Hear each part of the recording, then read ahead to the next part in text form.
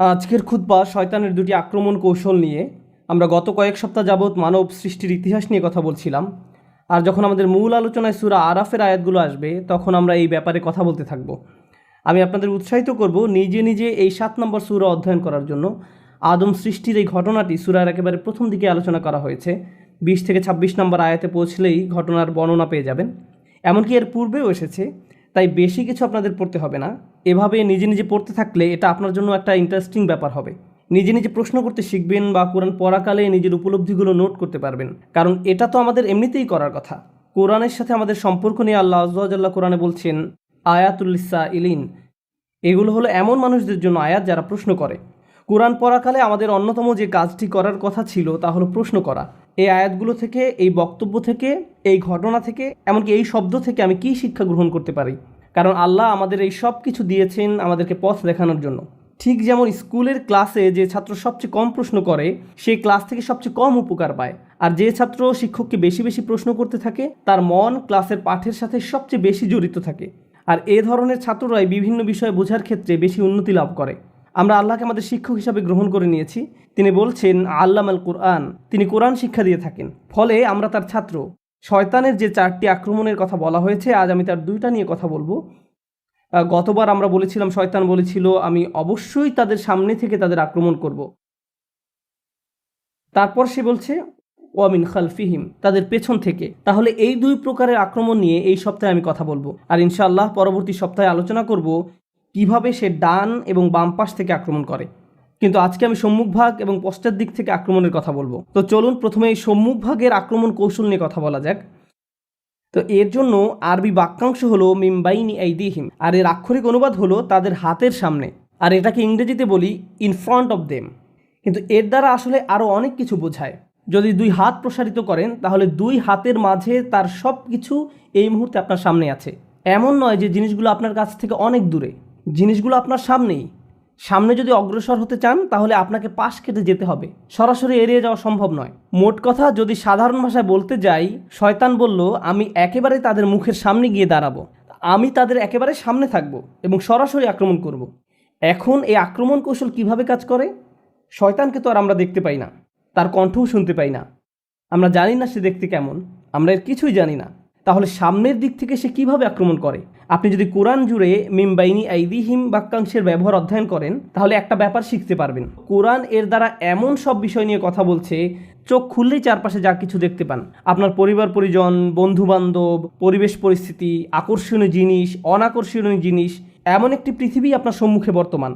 আর মানুষ মাত্রই আবেগপ্রবণ, তার সামনে যা আছে সেটাই সে পেতে চায়। আল্লাহ আয্যা ওয়া জাল্লা সূরা কিয়ামায় বলছেন বাল ইউরিদুল ইনসানু লিয়াফজুরা আমামা, বরং মানুষ তার সামনের জীবনেও পাপ করতে চায়। মানুষ তার সামনে যা আছে তাতেই ঝাঁপিয়ে পড়তে চায়। অনেক আগে যখন আমি ইউনিভার্সিটিতে মার্কেটিং পড়তাম তখন আমাদেরকে ভোক্তার আচরণ পড়ানো হতো। সুপার শপগুলোতে যদি যেয়ে থাকেন দেখবেন দুধ এবং ডিম একেবারে দোকানের শেষ দিকে রাখা হয়। কেন? অনেকেই দোকানে যায় শুধু দুধ এবং ডিম কেনার জন্য। তাহলে যৌক্তিকভাবে তো এগুলো দোকানের একেবারে সামনের দিকে থাকার কথা, কিন্তু পেছনে কেন রাখা হয়? কারণ তারা মানুষের ইম্পালসিভ আচরণের সুযোগ নিতে চায়। তারা সামনের দিকটা সুইস রোল, চকলেট কেক সহ নানান রকমের অপ্রয়োজনীয় জিনিস দিয়ে সাজিয়ে রাখে। কারণ আপনি সামনে যা পান তাই আপনার ঝুড়িতে নিতে চান। মানুষের আবেগ এমনই। শয়তান মানুষের এই আচরণের সুযোগ নিতে চায়। জীবন চলার পথে অনেক কিছুই আপনার সামনে এসে পড়বে, তখন শয়তান আপনাকে বলবে আরে এমন কি আর হবে, অল্প একটু উপভোগ করো, এটা তো খুব বেশি খারাপ না। সে আপনাকে ভবিষ্যতে এই কাজের কি পরিণতি হবে তা নিয়ে ভাবতে দিবে না। সে চায় এই মুহূর্তে তোমার সামনে কি আছে তা নিয়ে চিন্তা করো। আজকের দিনে ব্যাপারটা উপলব্ধি করা আরও অনেক সহজ, কারণ আমরা ডিজিটাল যুগে বাস করি। যা কিছুই আপনি দেখতে চান, যার দিকেই আপনি তাকাতে চান, শুনতে চান, ক্রয় করতে চান, সবই আপনার আঙুলের আগায়। তাৎক্ষণিকভাবে জিনিসগুলো আপনি পেতে পারেন।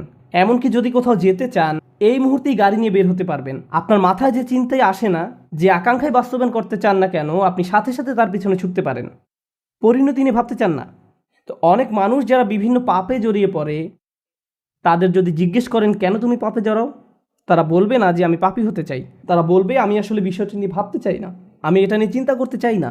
আপনি যদি তাদেরকে এর পরিণতি মনে করিয়ে দিতে চান, তারা বলবে আমাকে এসব নিয়ে ভাবতে বলো না। এমন অনেক ডাক্তারের কথা জানি যারা ইমার্জেন্সি রুমে চাকরি করেন, তারা শুক্রবার রাতে বহু বাজে ঘটনা দেখতে পান। মানুষ তাদের প্রাত্যহিক জীবনের সমস্যা থেকে বেরিয়ে এসে একটু মুক্তি পেতে চায়, তাই তারা শুক্রবার রাতে মদ পান করে।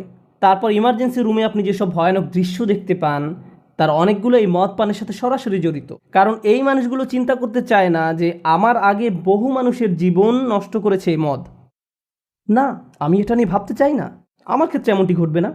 আমি শুধু এই মুহূর্তে মজা পেতে চাই, আমি এখন মাতাল হতে চাই, ফলাফল নিয়ে ভাবতে চাই না। আর শয়তান আপনার কাছ থেকে প্রথমে এটাই আশা করে, আপনার সামনে যা আছে তার মাঝেই ঝাঁপিয়ে পড়তে আপনাকে প্ররোচনা দিবে। এর আরেকটা অর্থ হলো বস্তুগত জিনিস। অন্য কথায় সে চায় আমরা যেন এমন সব জিনিস নিয়ে আচ্ছন্ন হয়ে পড়ি যা দৃশ্যমান। আপনি সর্বদা গাড়ি নিয়ে চিন্তা করেন, আপনার শারীরিক সৌন্দর্য নিয়ে ভাবতে থাকেন, বারবার আয়নার সামনে গিয়ে নিজেকে চেক করেন, আমাকে দেখতে কেমন দেখায়, আমাকে কেমন দেখায়, আমার ওজন কত, কোন ড্রেসে আমাকে ভালো দেখাবে, এটাতে নাকি ওটাতে। সারাক্ষণ এভাবে বস্তুগত জিনিস, দৈহিক সৌন্দর্য বা নানা রকম পণ্যদ্রব্য এগুলো নিয়ে আপনি আচ্ছন্ন থাকেন। আবার বিভিন্ন ব্র্যান্ডের জিনিস নিয়েও মানুষ আচ্ছন্ন হয়ে পড়ে, নিজের কোন জিনিসটা অন্যদের দেখাবে তা নিয়ে সারাক্ষণ ভাবতে থাকে। কেউ কেউ সুন্দর বাড়ির প্রতি আচ্ছন্ন হয়ে পড়ে, ভাই আমি ভাড়া বাসায় থাকি, যেভাবেই হোক আমাকে নিজের বাড়িতে উঠতে হবে। এটাই এখন আমার সামনে বর্তমান। প্রতিবেশীদের সুন্দর বাড়িগুলোর সামনে দিয়ে যাওয়ার সময় স্বয়ংক্রিয়ভাবে চলার গতি তার থেমে যায়, অবাক হয়ে তাকিয়ে থাকে, কল্পনার রাজ্যে হারিয়ে যায়, মনে মনে ওই বাড়িতে বাস করতে থাকেন। আর শয়তান আপনার কাছ থেকে এটাই আশা করে। সাধারণভাবে এই জিনিসগুলো কামনা করা কিন্তু খারাপ কিছু নয়। আর একটা ব্যাপার স্মরণে রাখার জন্য আপনাদের মনোযোগ আকর্ষণ করছি। সূরাতুন নাসে আল্লাহ আমাদেরকে শয়তান সম্পর্কে বলছেন, আল্লাযী ইউওয়াসউইসু ফি সুদুরিন নাস।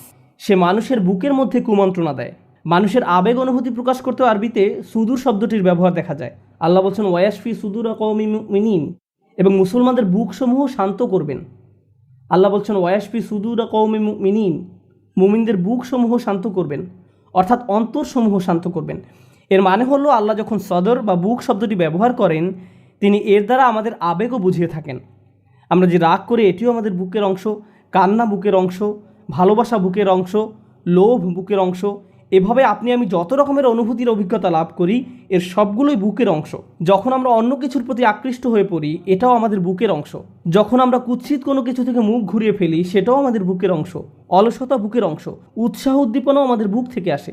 এর দ্বারা এটাও বোঝায় যে আমাদের ভেতরে আল্লাহ যত রকমের আবেগ অনুভূতি দান করেছেন, রাগ, ভয়, সুখ, এই অনুভূতিগুলোই আমাদের সংজ্ঞায়িত করে। এগুলো সবই প্রকৃতিগত এবং শয়তান এগুলোর সুযোগ গ্রহণ করে। সে আপনার রাগ হওয়ার অনুভূতিকে ব্যবহার করে আপনাকে কষ্ট দিবে, সে আপনার সুখ অনুভূতিকে ব্যবহার করবে আপনাকে পথভ্রষ্ট করার জন্য, সে আপনার অলসতাকেও আপনার বিরুদ্ধে ব্যবহার করবে, আপনার দুঃখের অনুভূতির মাধ্যমে আপনাকে পথভ্রষ্ট করতে চাইবে। কিন্তু সে জানে কিভাবে আপনাকে প্রভাবিত করতে হয়, কিভাবে আপনাকে দিয়ে এমন কিছু অনুভব করাতে হয় যা আপনার অনুভব করার কথা নয়, এবং কিভাবে অতিরিক্ত মাত্রায় তা করতে হয়। এটা সত্য যে সবাই সুন্দর কিছুর প্রতি আকৃষ্ট হয়, কে সুন্দর বাড়িতে বাস করতে চায় না। প্রকৃতপক্ষে আল্লাহ আমাদেরকে জান্নাতে বড় বড় ম্যানশন দেওয়ার কথা বলছেন, সুন্দর সুন্দর বাগান দেওয়ার কথা বলেছেন, ঝর্ণার কথা বলেছেন। আমরা এই দুনিয়াতে যদি এগুলোর প্রতি আকৃষ্ট না হতাম তাহলে পরকালেরগুলোর জন্য আমরা আকৃষ্ট হব কেন? দুনিয়াতে এগুলোর প্রতি আকর্ষণ থাকার কারণেই তো জান্নাতকে এতটা আবেদনময়ী মনে হয়। তাই সুন্দর জিনিসের প্রতি আকৃষ্ট হওয়া আমাদের প্রকৃতিগত। শয়তান কি করতে চায়? শয়তান এই অনুভূতির ভারসাম্য নষ্ট করতে চায়। আমি অমুক জিনিসটি পাওয়ার জন্য যা যা করার সবই করব, আমি এর পরিণতি নিয়ে ভাবতে চাই না, এটা আমার সামনে, আমি এখনই এটা চাই। এর বিপরীতে আল্লাহ কী অফার করছেন তা ভালোভাবে বোঝার জন্য আপনাদের নিকট একটা উপমা উপস্থাপন করতে চাই। কেউ যদি আপনার কাছে এসে এভাবে প্রস্তাব দেয়, দেখো আমার কাছে একটা বাড়ি আছে, এই হলো তার ছবি, খুবই সুন্দর ম্যানশন, এর সামনে সমুদ্র সৈকত আছে, এটি একটি টিলার উপরে অবস্থিত, বাড়ির সামনের দৃশ্য অসাধারণ সুন্দর, ভেতরের ডিজাইনও তুমি যেমন চাও ঠিক সেই রকম, তুমি যা চাইতে তার সবই এই বাড়িতে আছে, এই বাড়ির দাম কয়েক মিলিয়ন ডলার, কিন্তু আমি তোমার কাছে এটি মাত্র $200 বিক্রি করব। তো প্রথমত আপনি এটি বিশ্বাস করবেন না, না আপনি এটি আমার কাছে $200 বিক্রি করবেন না। এরপর সে তার প্রস্তাবটি বিস্তারিত ব্যাখ্যা করে বলল, দেখো আমি গ্যারান্টি দিচ্ছি আমি তোমার কাছে এটি $200 বিক্রি করব, কিন্তু একমাত্র শর্ত হলো ঠিক 15 বছর পরে তোমার নিকট এটি হস্তান্তর করা হবে, তুমি এখন এটির দখল পাবে না। $200 কিন্তু তোমাকে এখনই দিতে হবে, বাড়ির মালিকানা পাবে 15 বছর পর। এই কথা শোনার পর আপনি কোনোভাবেই এই প্রস্তাবে আর রাজি হবেন না, আপনার কাছে মনে হবে এটি একটা প্রতারণা। আল্লাহ আমাদেরকে ঠিক এরকমই একটি প্রস্তাব দিচ্ছেন, এই হলো জান্নাত, এতে যেতে বেশি কিছুর দরকার নেই, আমি তোমাদের কাছে অনেক কিছু চাচ্ছি না, কিন্তু তোমরা এখন যেতে পারবে না। বিপরীতে শয়তান এসে বলে, আমি তোমাদেরকে জান্নাত দিতে পারবো না, আমি তোমাকে এর চেয়ে অনেক কম দিব, কিন্তু ব্যাপারটা হলো আমি তোমাকে এই মুহূর্তে দিব, জাস্ট এখনই এই আনন্দ নিয়ে নাও, এটি অনেক সহজ, আমাকে তোমার কিছুই দিতে হবে না।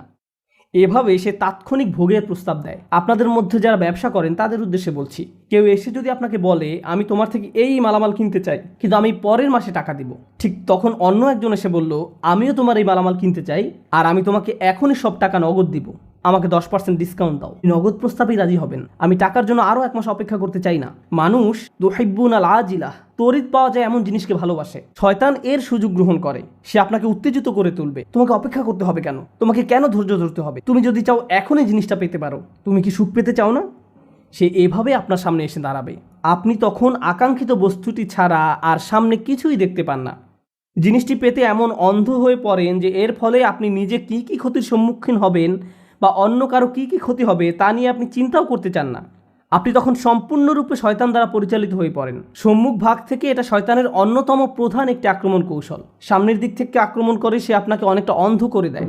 মিম্বাইনি আইদিহিম, এর আরেকটা অর্থ হলো ভবিষ্যৎ। কিছু যদি আপনার সামনে এসে পড়ে, যেমন ট্রাফিক জ্যামে আটকা পড়েছেন আর বিশাল এক ট্রাক একেবারে আপনার সামনে উপস্থিত, তখন ট্রাফিক জ্যামটি কত লম্বা তা আপনার পক্ষে বুঝে ওঠা সম্ভব নয়।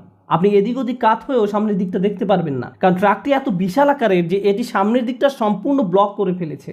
যখন কিছু একটা আপনার একেবারে মুখোমুখি এসে দাঁড়ায়, আপনি দূরের কিছু আর দেখতে পান না। শয়তান এরকম একটি ব্যাপার আপনার কাছ থেকে আশা করে। আপনার আমার সামনে অবশ্যই যে ব্যাপারটা ঘটবে তা হলো আল্লাহর সাক্ষাৎ। আপনি এবং আমি আমাদের প্রভুর দিকে এগিয়ে চলছি। এমনকি আপনি যদি দাঁড়িয়েও থাকেন, আপনি আসলে একটি কনভেয়ার বেল্টের উপর দাঁড়িয়ে আছেন যা আপনাকে আল্লাহর দিকে নিয়ে যাচ্ছে। আপনি ব্যাপারটা পছন্দ করেন বা না করেন, গ্রহণ করেন বা না করেন, আমরা প্রতিটি নিঃশ্বাসে সেদিকে এগিয়ে চলছি। আর সেই মিটিংটি এড়িয়ে যাওয়ার কোনো উপায় নেই।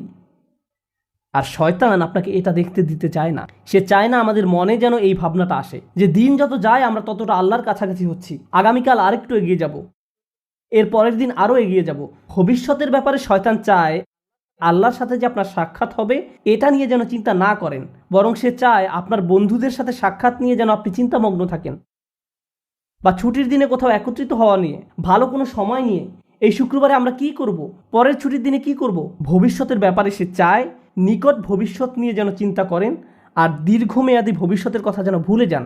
অনেকের কাছে দীর্ঘমেয়াদী চিন্তাটা এরকম যে আমি তো দীর্ঘমেয়াদী চিন্তা করছি, আমি চিন্তা করছি কিভাবে একটি বাড়ির মালিক হওয়া যায়, অথবা চিন্তা করছি কোন শহরে বসতি করব, বা আমি ভবিষ্যৎ শিক্ষা নিয়ে চিন্তা করছি। কিন্তু আল্লাহ আসলে চান আপনি যেন আরও দীর্ঘমেয়াদী চিন্তা করেন। যখন আপনি তার সামনে গিয়ে দণ্ডায়মান হব তখন কি জবাব দেব, এভাবে যখন চিন্তা করবেন তখন আল্লাহর সাথে সাক্ষাৎ নিয়ে আপনার একটা পরিকল্পনা থাকবে। ঠিক যেমন তরুণরা ভার্সিটিতে ভর্তি হওয়ার পর তাদের একটা প্ল্যান থাকে 3 বা 4 বছরের মাঝে গ্রাজুয়েট হওয়া। এই প্ল্যান থাকার ফলে আপনি তখন অনেক সাবধানতার সাথে বিভিন্ন কোর্স নেবেন। এই সেমিস্টারে কোনটা কোনটা নেবেন, পরের সেমিস্টারে কোনটা কোনটা নেবেন, এখন আপনার কাছে কত ক্রেডিট আছে, কোন কোন কোর্সগুলো ঢিলে ঢালাভাবে করলেও হবে, এই সকল ব্যাপারে আপনার সুচিন্তিত একটি পরিকল্পনা থাকে। যদি পিছিয়ে পড়েন তাহলে অতিরিক্ত কাজ করে তা পুষিয়ে নিতে হবে। কিন্তু যদি আপনার কোনো লক্ষ্য না থাকে, যারা ভার্সিটিতে যায় কিন্তু কবে গ্র্যাজুয়েট হবে এই ব্যাপারে কোনো মাথা ব্যথা নেই, 10 বছর যাবৎ ভার্সিটিতে পড়ে আছে, তোমার মেজর কোন বিষয় আমি এখনো ভাবছি, তোমার চুল পেকে গেছে আর এখনো মেজর সাবজেক্ট নিয়ে চিন্তা করছো, এরকম উদ্দেশ্যহীন মানুষও রয়েছে। শয়তান মানুষের এমন উদ্দেশ্যহীন জীবনই পছন্দ করে। সে চায় আপনি যেন উদ্দেশ্যহীন জীবনযাপন করেন। আর যে লক্ষ্যটি আল্লাহ আমাদের সামনে ঠিক করে রেখেছেন তা হলো তার সাথে সাক্ষাৎ। যদি এই লক্ষ্যটি আপনার সামনে থাকে তাহলে জীবনে যে কোনো সিদ্ধান্ত নেওয়ার সময় আপনি চিন্তা করবেন, যখন আমি আল্লাহর সাথে সাক্ষাৎ করব, পরবর্তী সিদ্ধান্তটি নেওয়ার পূর্বে আমাকে আল্লাহর জিজ্ঞাসাকে, আল্লাহর সাক্ষাৎকে সবসময় বিবেচনায় রাখতে হবে। কিন্তু শয়তান যদি এই লক্ষ্যটি দূর করে দিতে পারে তাহলে আমার মাথায় এই চিন্তাটি আসেও না। আমরা তখন যা ইচ্ছা তাই করি। আল্লাহর চিন্তা আমাদের মাথা থেকে দূর হয়ে গেছে, কারণ শয়তান আপনার সামনে একটি আবরণ তৈরি করে দিয়েছে। ফলে আপনি আপনার সামনের অবশ্যম্ভাবী গন্তব্যের ব্যাপারে অন্ধ হয়ে পড়েছেন। শয়তান চায় আপনি যেন ভবিষ্যৎ নিয়ে উদ্বিগ্ন থাকেন। সার্বক্ষণিক উদ্বেগ যেন আপনাকে তাড়া করে ফিরে। আমার ছেলে কি করবে, সে কি অবাধ্য হয়ে পড়বে, আমার মেয়ে কি করবে, আমার স্বামী কি করবে, আমার স্ত্রী কি করবে। আপনি এভাবে অন্যদের নিয়ে সবসময় উদ্বিগ্ন থাকেন, তারা কি করবে, যেন তাদের দায়িত্ব আপনার উপর বা আপনি তাদের নিয়ন্ত্রণ করেন। আমরা নিজেদেরকে ভালোভাবে নিয়ন্ত্রণ করতে পারি না, অথচ মনে করি যেন আশপাশের সব কিছুই আমরা নিয়ন্ত্রণ করতে পারবো, তাদের ভবিষ্যৎ কি হবে তাও নিয়ন্ত্রণ করতে পারবো।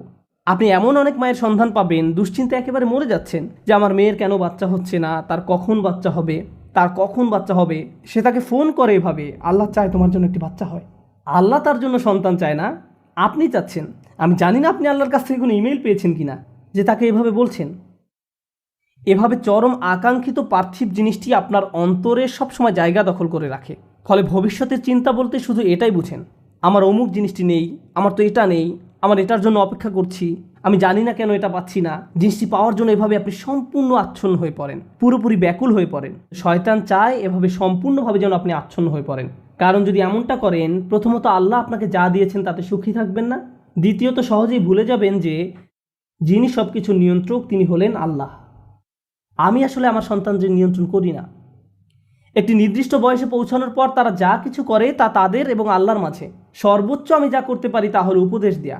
তাদের সিদ্ধান্ত একান্তই তাদের। যদি আমাদের রাসূলুল্লাহ সাল্লাল্লাহু আলাইহি সাল্লাম তার নিজ কন্যা ফাতেমার দিকে ফিরে বলতে পারেন, হে মুহাম্মাদের মেয়ে ফাতিমা, আল্লাহকে ভয় করো, আমি তোমাকে আল্লাহ তাআলার পাকড়াও হতে রক্ষা করতে পারবো না, তোমাকে সাহায্য করার মতো কোনো সামর্থ্য আমার থাকবে না, তিনি এটাই তার নিজের মেয়েকে বলেছেন, তাহলে আমরা কিভাবে মনে করি যে আমরা অন্যদের নিয়ন্ত্রণ করতে পারবো?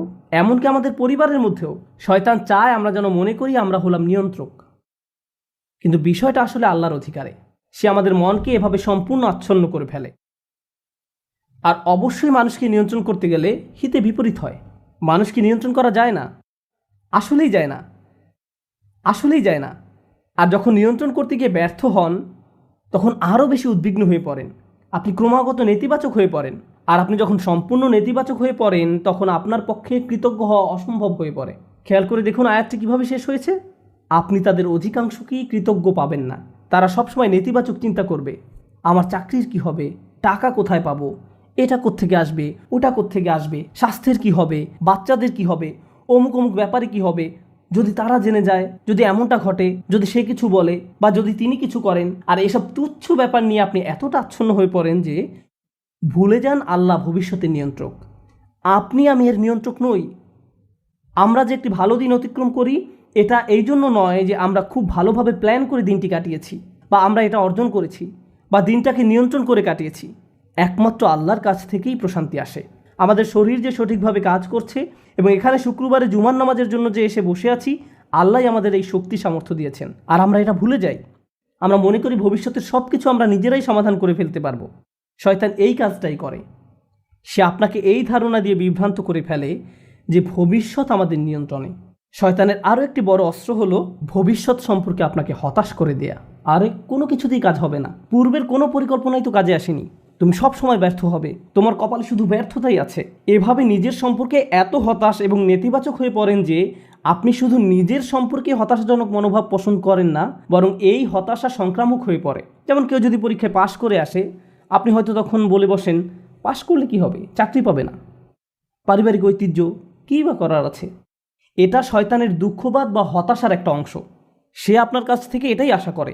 কারণ কেউ যদি সবসময় এভাবে দুঃখ এবং হতাশায় নিমজ্জিত থাকে, তাহলে কিভাবে সে আল্লাহর প্রতি আশা ধরে রাখবে? কোন অন্তর নিয়ে তারা আল্লাহর নিকট দোয়া করবে? যদি তারা ইতোমধ্যেই পরাজয় স্বীকার করে নেয়, তাহলে কোনো কিছুই আর কাজ করবে না। তখন আল্লাহর নিকট থেকে তাদের আর কোনো প্রত্যাশা থাকে না। আল্লাহর সাথে আমাদের সবচেয়ে গুরুত্বপূর্ণ সম্পর্ক হলো তার নিকট দোয়া করা, তার নিকট আশা করা। আর আপনি নিজেই কিনা এই সম্পর্কটা কেটে দিলেন, আশাহীন হয়ে গেলেন। শয়তানের সংজ্ঞাই হলো সে আশাহীন, হতাশ। আর সে চায় আপনিও তার মতো আশাহীন হয়ে পড়েন। এভাবে মানুষকে সে সম্মুখ ভাগ থেকে আক্রমণ করে। মানুষ জীবনে বিভিন্ন লক্ষ্যবানে ছুটে চলবে, এটাই স্বাভাবিক। আর এক্ষেত্রেও শয়তানও আমাদের বিভ্রান্ত করে ফেলে। এটাও তার সামনের দিক থেকে আক্রমণের কৌশলের অংশ। আমি সামনের দিক থেকে আক্রমণের বর্ণনা দিতে গিয়ে অনেক লম্বা করে ফেলছি। আজ যদি পেছনের দিক থেকে আক্রমণের কথা নাও বলতে পারি, সমস্যা নেই, আমি একটু সময় নিয়ে বিষয়গুলোর উপর আলোকপাত করতে চাই। তো মানুষের উদ্দেশ্যমুখী জীবনযাপন করার কথা। মানুষ আত্মোন্নয়নের জন্য লক্ষ লক্ষ টাকা খরচ করে বিভিন্ন সেমিনারে অংশগ্রহণ করে, কারণ তারা অনুপ্রাণিত হতে চায়। এগুলো ভালো জিনিস, এগুলো আসলেই শক্তিশালী জিনিস। কিন্তু শয়তান কি চায় জানেন? আপনাদের একটি উদাহরণ দিচ্ছি। পর্বতারোহীদের দেখবেন তারা হুক নিয়ে উপরের দিকে ছুঁড়ে মারে। আপনি যদি আপনার হুক 20 ফিট উপরে নিক্ষেপ করেন, আপনি কেবল ততটুকু উপরেই পৌঁছতে পারবেন। আপনি যদি 30 ফিট উপরে হুক নিক্ষেপ করেন, তাহলে 30 ফিট উপরে পৌঁছতে পারবেন। শয়তান চায় আপনি যেন আপনার হুক খুবই অল্প দূরত্বে নিক্ষেপ করেন। সে চায় আপনি যেন আপনার হুক শুধুমাত্র টাকা কামানোর জন্যই নিক্ষেপ করেন। অমুক পরিমাণ টাকা অর্জন করতে পারলে আমার জীবন সফল। তখন আপনি সারাক্ষণ এই চিন্তায় মগ্ন থাকেন, মনে হয় যেন যদি এই লক্ষ্য অর্জন করতে পারেন তাহলে সব কিছু ঠিক হয়ে যাবে। একবার যদি এই লক্ষ্য অর্জন করতে পারি তাহলে জীবনটা আশ্চর্য রকম সুন্দর হয়ে যাবে। আপনি যখন সেই লক্ষ্যের কাছাকাছি পৌঁছে যান বা উদ্দেশ্য অর্জন করে ফেলেন, আরও 30টা সমস্যা এসে হাজির হয়। শয়তান চায় আপনি যেন ছোট লক্ষ্যের পিছনে ছুটে জীবন অতিবাহিত করে ফেলেন, আর এই নিম্নতর উদ্দেশ্য অর্জনে এতটাই নিমজ্জিত থাকেন যে অন্য কিছু আর চোখেও পড়ে না। আমার আপনার জীবনে বিভিন্ন লক্ষ্য থাকার কথা, আমার স্বাস্থ্য নিয়ে লক্ষ্য থাকার কথা, আমার ক্যারিয়ার নিয়েও লক্ষ্য থাকার কথা, শিক্ষা নিয়ে লক্ষ্য থাকা উচিত। একটা ব্যাপার মনে রাখুন, এই লক্ষ্যগুলো আসলে আপনার জীবনের মূল উদ্দেশ্য নয়, এগুলো আসলে বড় একটি গন্তব্যে পৌঁছার মাধ্যম মাত্র। আমরা যদি ভুলে যাই আমরা এই পৃথিবীতে এসেছি একটি সীমিত সময়ের জন্য, এখানে চাকরি পাওয়া আমাদের মূল উদ্দেশ্য নয়, টাকা কামাই করা আমাদের উদ্দেশ্য নয়, এই পৃথিবীতে বাড়ির মালিক হওয়া আমাদের উদ্দেশ্য নয়, কারণ একদিন আমরা এর সব কিছু ছেড়ে চলে যাব।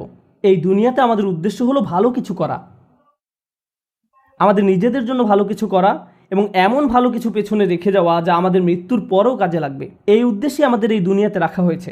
এই ব্যাপারটা যদি আপনার মাথায় থাকে তাহলে আপনার শিক্ষা যদি আপনাকে ভালো কিছু করার দিকে নিয়ে যায়, আপনার বাড়ি যদি আপনাকে ভালো কিছু করতে সাহায্য করে, আপনার গাড়ি আপনাকে ভালো কিছু করার দিকে নিয়ে যায়, তাহলে এগুলোর একটি উদ্দেশ্য আছে। এগুলো নিজে উদ্দেশ্য নয়, কিন্তু শয়তান এগুলোকেই আপনার উদ্দেশ্য বানিয়ে ফেলতে চায়। ভাই, আমার লক্ষ্য হলো অমুক অমুক মডেলের গাড়ির মালিক হওয়া, আমি বুঝে গেছি এটাই আমার লক্ষ্য। এটা আসলে কোনো লক্ষ্য নয়, এটা একটা বস্তুগত জিনিস মাত্র। আর এই জিনিসটি শেষ হতে শুধু একটি অ্যাক্সিডেন্টই যথেষ্ট। যে বাড়িটি নিয়ে আপনি এত বেশি মগ্ন হয়ে আছেন, শুধু একটি ভূমিকম্প এটি ধ্বংস করে দেওয়ার জন্য যথেষ্ট। একবার আগুন লাগলেই শেষ। এই জিনিসগুলো আর এমন কি, এগুলো আসে আর যায়। দুআফাত তালিবু আল মাতলুব। শয়তান এভাবে আমাদের মনকে এসব তুচ্ছ বিষয়ে নিমজ্জিত করে রাখে। এর ফলে আমরা ভুলে যাই যে আল্লাহ আমাদেরকে বৃহত্তর উদ্দেশ্য নিয়ে সৃষ্টি করেছেন, কিন্তু সে আমাদের সামনের দিকে থেকে আক্রমণ করে ক্ষুদ্র বিষয়ে আচ্ছন্ন করে রাখে। ফলে আমরা আমাদের সৃষ্টির উদ্দেশ্যের কথা ভুলে যাই। শয়তানের সামনের দিক থেকে আক্রমণ করা নিয়ে সর্বশেষ যে কথাটি বলতে চাই, আপনাদের অনেকের কপালে হয়তো সামনে অনেক টাকা আছে, আবার কারো কারোর জন্য জীবন হয়তো অনেক বড় বড় চ্যালেঞ্জ অপেক্ষা করছে, আল্লাহ জানেন।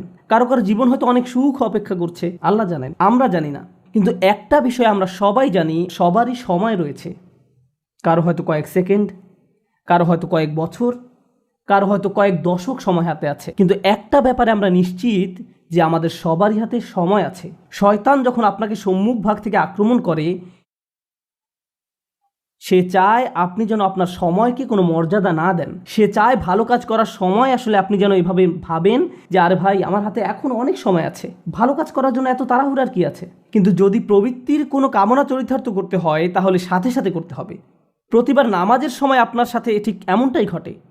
জোহরের সময় যখন আসে, মসজিদ থেকে আজানের শব্দ ভেসে আসে, আপনার ঘড়ির অ্যালার্ম বেজে ওঠে, মোবাইলের অ্যাপ থেকে আজানের শব্দ শোনা যায়, আপনি তখন কি করেন? পজ বাটন টাচ করেন, নিজেকে এভাবে বলেন মাত্র তো আজান দিল, নামাজের এখনও অনেক বাকি আছে। আর ভিডিও গেম খেলতে হলে এখনই, সিনেমা নাটক দেখতে হলে এখনই, কিন্তু নামাজ পড়তে হলে সময় বাকি আছে, এখনও অনেক সময় বাকি আছে। ভার্সিটিতে ক্লাসের ফাঁকে যদি আপনি কিছুটা সময় পেয়ে থাকেন, ব্যাগে কোরআন আছে, তখন ইচ্ছা করলে ব্যাগ খুলে কোরআন পড়তে পারেন। পরে, এখন না, আমি তো পড়বো কিন্তু এখন না। কিন্তু যে কোনো তুচ্ছ, অর্থহীন, বাজে কাজ ফেসবুক বা ইনস্টাগ্রামে স্ক্রল করতে করতে কখন যে 30-40 মিনিট পার করে দেন টেরই পান না। এমনকি ক্লাসের জন্য কখনো কখনো দেরি হয়ে যায়। অর্থহীন কাজের জন্য ঠিকই সময় বের করে নিলেন, এর কারণ হলো শয়তান চায় আপনি যেন আপনার সময়কে কোনো মূল্য না দেন। সে চায় আপনি যেন আপনার মূল্যবান সময়কে অর্থহীন কাজে ব্যয় করে নষ্ট করে ফেলেন। এভাবে আপনার সময় নষ্ট করার মাধ্যমে সে আপনার ভবিষ্যৎ ধ্বংস করে দেয়। তারপর যখন জীবনের একটা পর্যায়ে এসে পেছনে ফিরে দেখেন, তখন ভাবেন ভাই, আমি জীবনে কত সময় যে অযথা কাজে ব্যয় করে নষ্ট করেছি। এরপর জীবন নিয়ে হতাশ হয়ে পড়েন। এই খেলাটাই শয়তান আমাদের সাথে খেলে। এভাবে শয়তান বিভিন্ন কৌশলে সামনের দিক থেকে আমাদের আক্রমণ করে। আমি আল্লাহর কাছে দোয়া করছি আল্লাহ যেন আমাদেরকে এইসব আক্রমণ থেকে সতর্ক থাকার তৌফিক দান করেন, এবং আল্লাহ আযজা ওয়া জাল্লা কখনো যেন আমাদের সেসব লোকদের অন্তর্ভুক্ত না করেন যারা বাস্তবতাকে তার প্রকৃত রূপে চিনতে ব্যর্থ হয়। রাসূলুল্লাহ সাল্লাল্লাহু আলাইহি ওয়াসাল্লাম বলছেন, ও আল্লাহ, আমি চাই আপনি আমাকে বাস্তব বিষয়সমূহ আসলেই যেমন তেমনভাবেই দেখান। এটা আমার শেষ উপদেশ। কিভাবে আমরা শয়তানের এই আক্রমণগুলো মোকাবেলা করব? প্রথমে এগুলো শনাক্ত করতে হবে, তারপর আমাকে আপনাকে ক্রমাগত বাস্তব বিষয়গুলোর প্রকৃত রূপ খতিয়ে দেখতে হবে।